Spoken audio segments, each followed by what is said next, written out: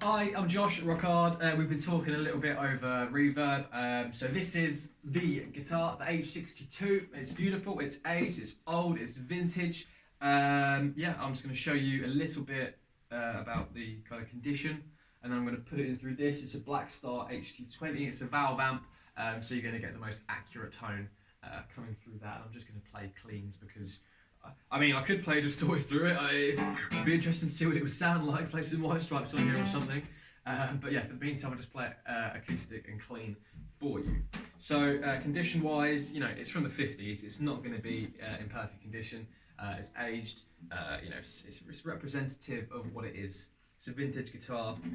So I believe, and again, this is a commission sale. So as far as history is concerned, we're not totally clued in. I don't even think the customer was totally clued in. I believe this was sat in someone's loft or cellar for, you know, a good few years, and then he either, you know, it was a relative of his that died or something.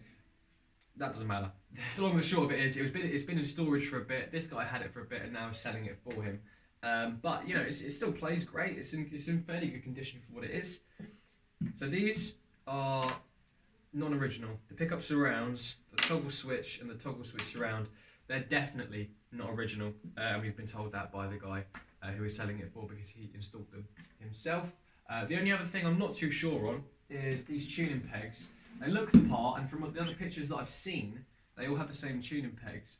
However, they're a little, like, you know, darker patches above the tuning pegs, and I don't know whether, because to me, you know, they look like they haven't been moved on the back.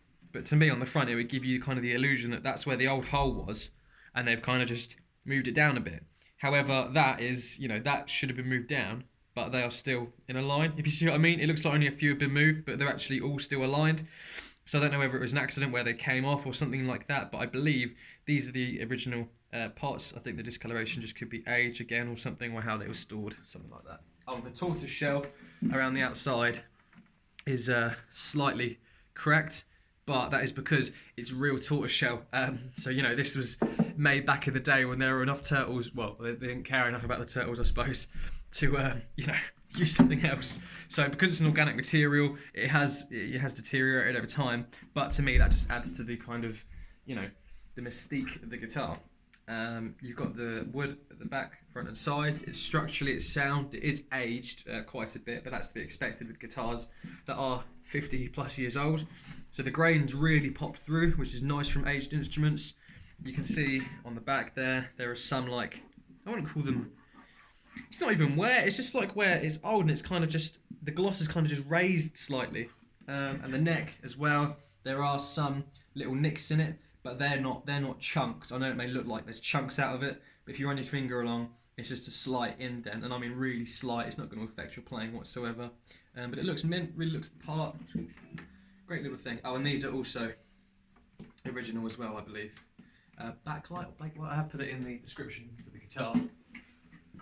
So that is it, really.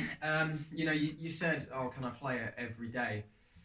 I probably wouldn't play it every day, purely because it's vintage. It's if it had been looked after its whole life, if it had been looked after and not been kept in a cellar or wherever, it would probably be okay. But the neck, and you can see on the pictures on Reverb as well, the neck has got a considerable amount of bow in it, and that's actually caused the action to raise up a little bit as well. It's not the end of the world, but it's not, you know, like a player's guitar. It is a vintage instrument. It's like a collector's item. If I was going to use it like for a gig or something like that to record with, I would maybe whack it out as like a, I don't want to say a gimmick, but do you know what I mean? Yeah, it's got a very specific purpose. You know, if you go above the 9th fret, you do get some buzzing in there, and that doesn't really come through the amp. It's more when it's unplugged. So again, if you were going to be using it practically for something, I'd probably try and stay below the 9th fret. That's fine.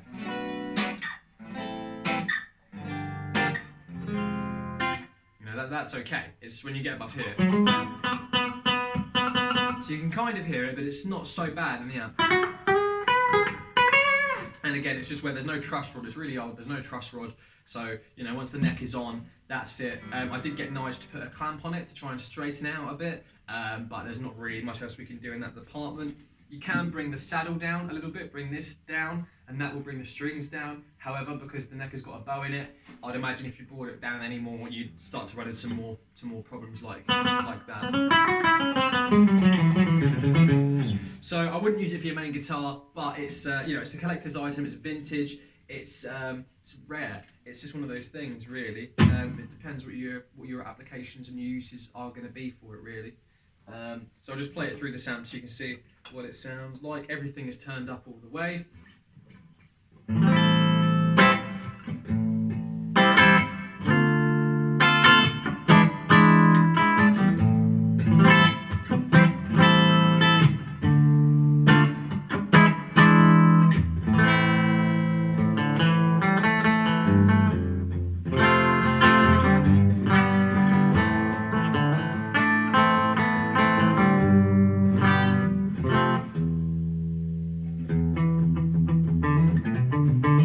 Tune that.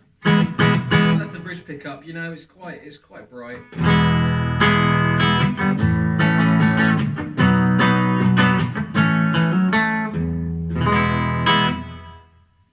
Not a lot of body to it, but again, it's old. You know, it's not going to be like a PRS sort of thing.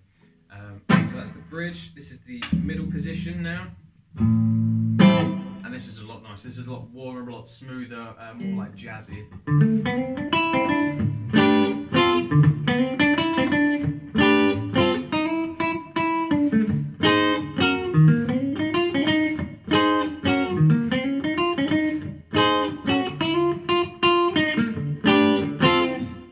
So again, you know, it's not a shredded, like solo-y kind of guitar. It is a very warm, rounded, jazzy. I wouldn't go too over the top with it. Again, trying to stay below the 9th or the 12th fret, really, to get as little buzz as you can. But, you know, down here.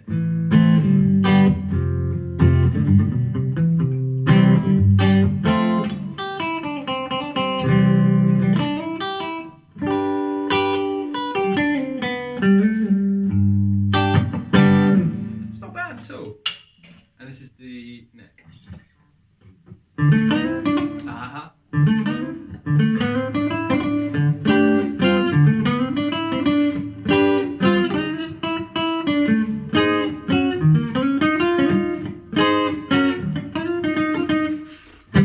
So it's not ideal to play.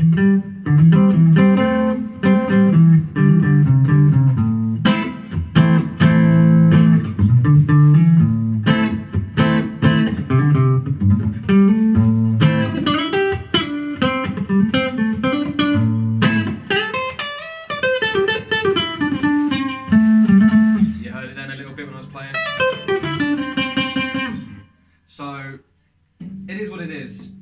I wouldn't use it for every gig. I would use it for special occasions, for applied purposes more than anything else. Oh, and I should say as well, the nut as well is slightly angled in the top there, so I think that is, you know, soon to be repaired as well. It's not ideal. It's really not ideal, but it is a vintage instrument, so you just have to think, what are you going to be using it for? Why am I getting it?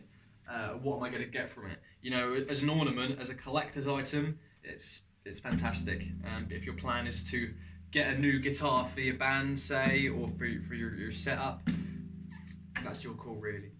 You know, I just want to give you an honest review. I don't want to tell you, oh, you know, it's great, it plays amazing, you can do everything you want on it. It's not that, but it is what it is. So that's where you come in, really, to decide. And if you want, I'm going to try it through distortion anyway, because I'm curious.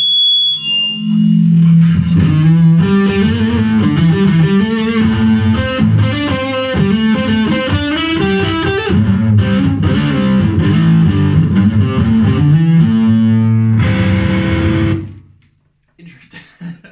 Alright, well, I hope this helps. I'll be able to use this video again, so appreciate it. Thank you very much.